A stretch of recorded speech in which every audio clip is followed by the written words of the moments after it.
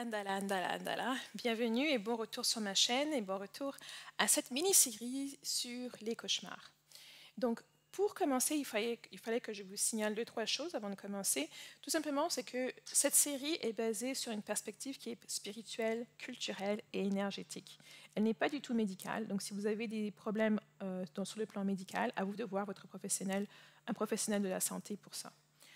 Maintenant que j'ai dit ça, il faut comprendre que, comme je voulais répéter, et je vais continuer de le répéter, de cette perspective-là, le rêve, les rêves, est un monde à lui-même, est un monde qui est relié aussi à notre monde interne. Et que lorsque vous avez un rêve, cauchemar ou autre, il y a une signification à ce rêve qui existe. Donc, le premier réflexe ne sera jamais de dire que c'est un problème avec votre système nerveux ou que c'est un problème médical, etc. L'approche est toujours de regarder quelle est la signification de ce rêve à travers l'interprétation de ces rêves. Maintenant, lorsqu'il s'agit de cauchemars, dans le premier épisode, on a parlé des cauchemars qui sont reliés à des choses auxquelles vous êtes exposé et que vous exposez vous-même lorsqu'il s'agit d'un film que vous choisissez de regarder, une série ou une chanson avec des visuels qui portent sur l'horreur ou des choses qui vous font peur. Maintenant, j'avais parlé de la situation dans laquelle vous mettez vous-même, vous vous exposez à ce genre de choses, et puis vous pouvez après remarquer que de ces choses-là découlent des cauchemars. Maintenant, je voulais ajouter la deuxième partie à ça lorsqu'on essaye d'éviter l'évitable, c'est-à-dire on essaie d'éviter des choses que l'on peut éviter assez facilement avec de la logique dans le monde matériel. Ici, je vais vous parler de lorsque vous êtes exposé, mais indirectement, c'est-à-dire hors de votre propre volonté.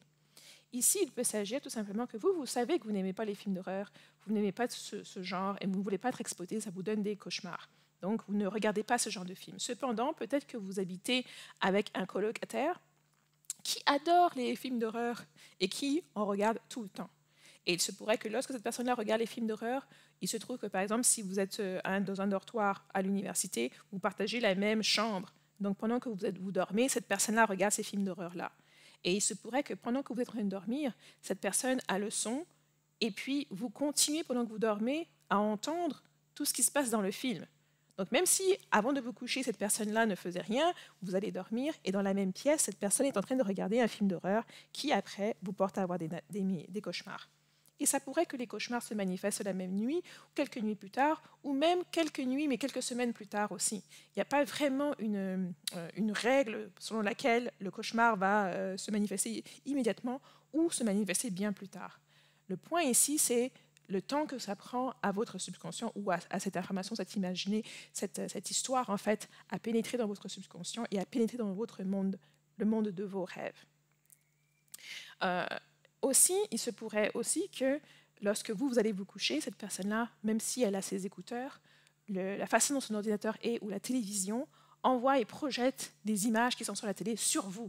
Donc, vous n'entendez pas le son, vous ne regardez même pas la télévision, mais cette image, cette lumière est projetée sur vous et ça peut quand même vous causer d'avoir un cauchemar ou des cauchemars. Et bien sûr, la façon la plus simple de savoir est-ce que c'est le cas, est-ce que vous avez ce genre de type de cauchemar, c'est parce que ce que vous voyez dans votre cauchemar, il va y avoir des aspects ou des thématiques de ce cauchemar-là qui sont reliés à ce film, cette série ou la chose d'horreur à laquelle vous avez été exposé. Donc ça va vous permettre de valider cette peur-là.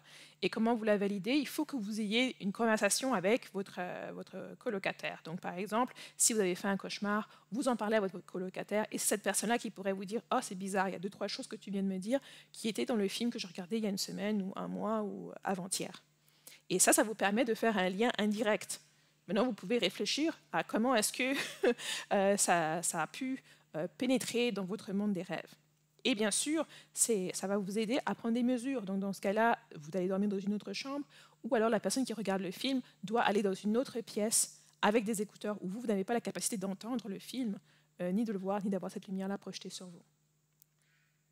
Il y a aussi une autre façon indirecte pour laquelle vous pouvez être exposé, c'est dans un contexte social. Donc par exemple, vous êtes invité à une fête ou vous invitez des amis, vous êtes invité à une fête ou à dormir chez quelqu'un, et cette personne-là, avec plusieurs amis, décide de regarder un film, et il s'agit d'un film d'horreur, et tout le monde doit regarder le film. Et si vous ne voulez pas regarder, vous voulez peut-être aller directement vous coucher, mais elle regarde le film, encore une fois, dans la même pièce où vous allez dormir. Donc ça veut dire que vous allez être indirectement touché, exposé à ce film d'horreur, même si vous ne le voulez pas. Et dans la même discussion que tout à l'heure, si jamais elles vous disent, ou ils vous disent, c'est pas grave, on va attendre que tu dors pour regarder le film, les mêmes problèmes vont se poser lorsque vous allez, vous, entendre ce qui se passe dans le film et entendre tout le film finalement. Et donc c'est super important, même quand vous dormez, vos oreilles sont ouvertes et vous entendez tout ce qui se passe autour de vous. Et encore plus parce que la nuit, il y a beaucoup moins de bruit, donc le bruit est presque amplifié à cause du silence qu'il y a autour. Et donc il y a cet aspect social. Par exemple, vous pouvez être dans un pays où, à un certain mois de l'année, comme en octobre, dans plusieurs pays qui célèbrent l'Halloween, c'est une période de temps où toutes sortes de choses sont mises à de l'avant, des squelettes, etc. Et ce genre de choses peut vous donner des cauchemars, dépendamment de votre sensibilité. Si voir un squelette peut vous donner la même nuit de faire des cauchemars, surtout si vous êtes petit, donc pour un enfant, donc ça pourrait être que le cauchemar que cet enfant-là a, c'est parce que pendant la journée, vous passiez quelque part et puis il y avait des squelettes, ou il y avait des choses qui étaient effrayantes et ça lui a donné peur et ça s'est traduit par un cauchemar. Et donc vous devez être conscient un peu de votre environnement, de vos contextes, des contextes sociaux dans lesquels vous allez, pour pouvoir justement voir s'il y a un lien entre les thématiques ou l'expérience que vous avez dans votre cauchemar et ces autres choses auxquelles vous êtes exposé. Il y a aussi ici le cas où le professeur, ou dans le cadre académique à l'école, à l'université, le professeur a déjà démenti que vous allez regarder un film qui est d'horreur, un film qui fait peur. Peut-être parce qu'il y a une partie spécifique ou il y a une raison spécifique pour laquelle le professeur veut vous montrer cela. Donc la chance ici, c'est que généralement vous êtes prévenu à l'avance, et soit dans la description du cours, dans le contenu du cours, dans le syllabus, vous allez avoir cette information-là, et vous allez pouvoir décider si ça vaut la peine de prendre le cours, ou si vous pouvez contacter le professeur à l'avance pour demander d'être excusé à ce cours particulièrement à cause du fait que ça vous provoque des cauchemars. Donc, il y a quand même des choses que vous pouvez faire parce que, en sachant que certaines situations, ces certains éléments-là causent des cauchemars, vous allez pouvoir essayer de les éliminer.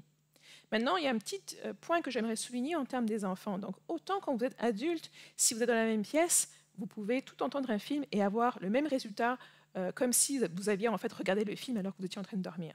Et c'est pareil pour un enfant. Et ça s'adresse surtout aux parents, aux babysitters, toute personne qui passe du temps avec un enfant. De ne jamais regarder un film d'horreur avec un enfant dans la même pièce. Parce que l'enfant n'aura pas la même capacité à comprendre et toutes ces choses-là peuvent rentrer et lui donner des cauchemars.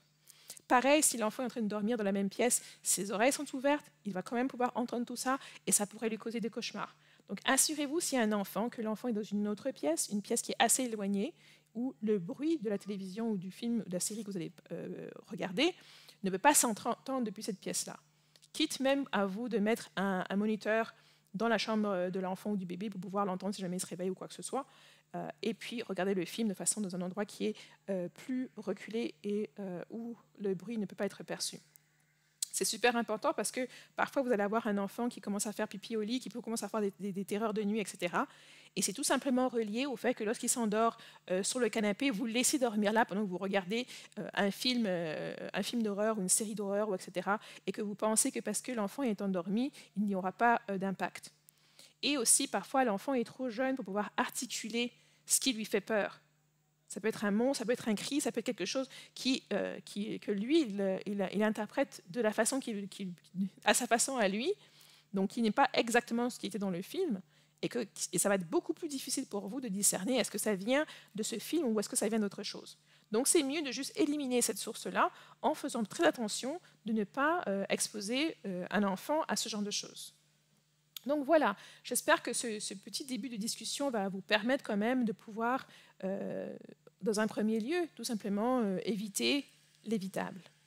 Donc vous pouvez partager vos expériences sur ce genre de choses dans la section des commentaires ou aussi les questions si vous en avez. Et on se reparle dans la prochaine vidéo.